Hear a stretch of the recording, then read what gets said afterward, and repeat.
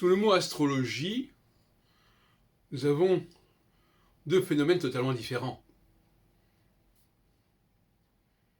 Généralement, quand on parle de l'astrologie, on entend un certain savoir, une certaine littérature.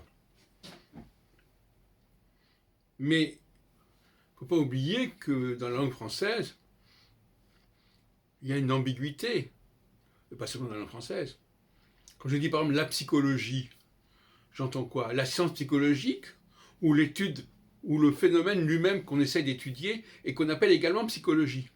Vous voyez que c'est bizarre. Le savoir sur le savoir s'appelle psychologie et le phénomène étudié s'appelle la psychologie.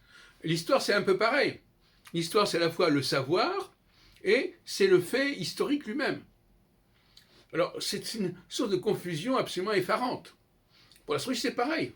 Est-ce qu'on nous parle d'un certain savoir qui a pu circuler, qui s'est constitué à travers les siècles, ou est-ce qu'on nous parle de l'élaboration elle-même, de cette réalité que ce savoir est censé refléter? Et on joue tous constamment sur cette ambiguïté. C'est assez fâcheux.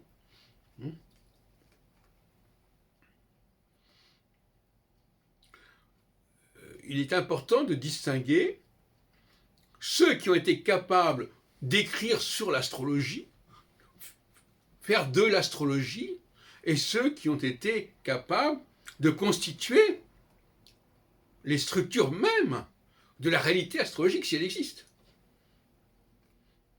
Dans un cas, ce sont des hommes qui ont pu écrire sur l'astrologie, mais dans l'autre cas, ce sont des dieux, si on peut dire, qui ont fondé le phénomène lui-même de l'astrologie.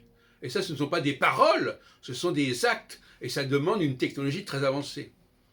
Et je terminerai en disant que tout compte fait,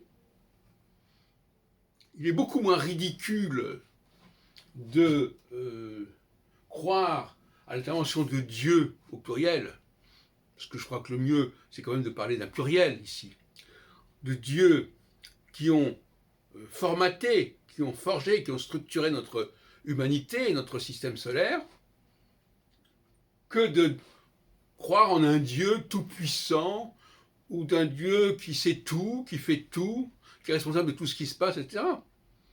Je pense que tout compte fait, pour le XXIe siècle, cette conception d'un Dieu plus avancé que nous et plus capable que nous technologiquement et biotechnologiquement de faire les choses, c'est encore un moindre mal.